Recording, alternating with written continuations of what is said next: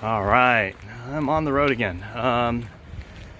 Got up, cleaned up the Seattle, made sure everything was nice and neat because those people are wonderful for letting me stay there. And then went to McDonald's to get myself like the value meal and all that, and it was good coffee.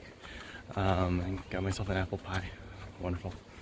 And now I'm on the road, and the couple I've been kind of passing and talking with and all that, they're just up in front of me right now, and we're both heading for relatively the same place. They're doing the comfortable version of the trail where they're staying at different places every night. I'm doing the wherever there's free accommodation, I stay at the free accommodation. So there's a Dashido up here that I'm planning to stay at. It's next to an udon factory, and yeah, it's got 20 kilometers to go, and we'll see how that goes. So here is kind of what we're looking at this morning. Once again, the nice little fog. It's going to burn off into another glorious day, and it's only about 5 kilometers to Uchiko today. And then it's another like 15 or so to the Dashido that I'm gonna stay at. But it's another nice little road walk. There's a couple little mountain passes we can go through too. So we'll see how that all works out. All right, so I got 3.2 kilometers left to Uchiko. And this is like a persimmon grove. And irrigation system, of course, because the irrigation system here is amazing, and given the amount of water they have to have it.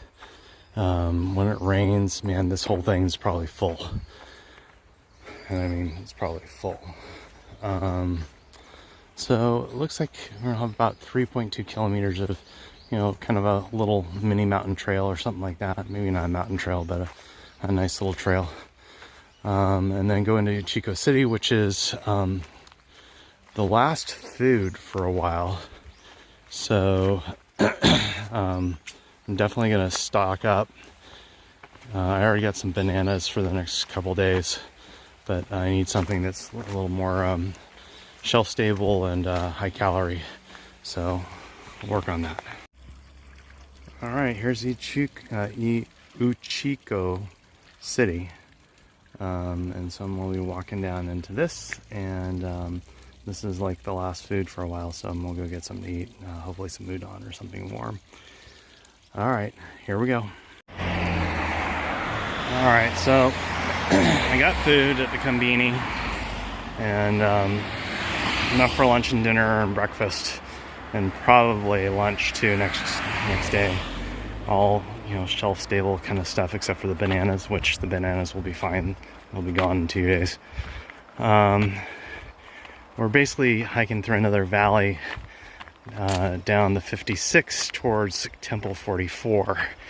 And we'll stay at a Dashido tonight, hopefully. It's supposed to be really nice, and a lot of people stay there.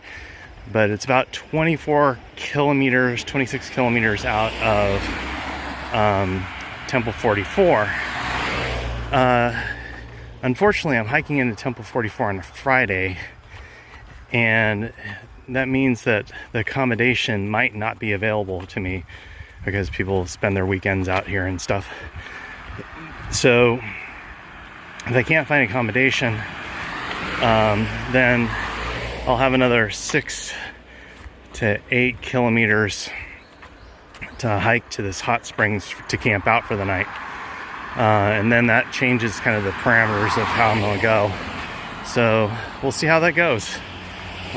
Luckily, got the bag. It's getting a lot colder. We're getting down into the low 40s now at night.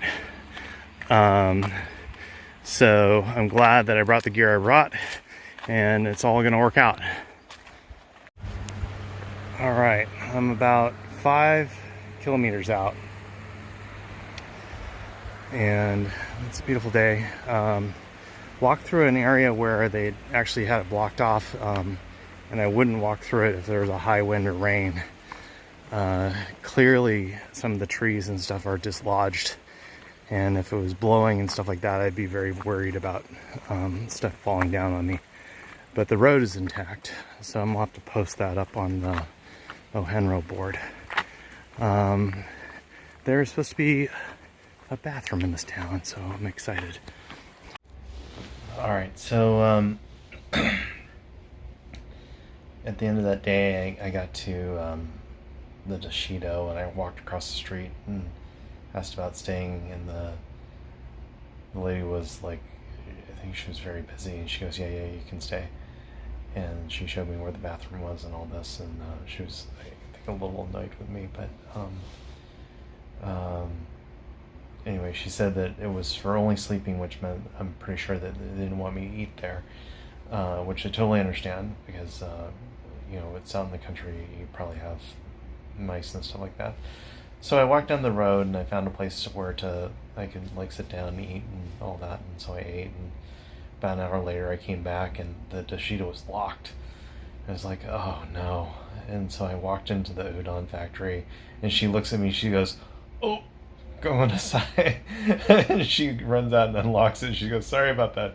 And she smiles and she's kind of laughing like that she locked me out. So in the Dashido, there's a whole bunch of family pictures. There's about 20 brocades, which is like people have done over 100 times on the wall. Like clearly the family really supports the Dashido and walking the Ohenro, and clearly the family walks the Ohenro too. So really nice accommodation. Cleaned up in the morning and got out of there. You know, it's always thankful for the people on this trail. They're pretty amazing.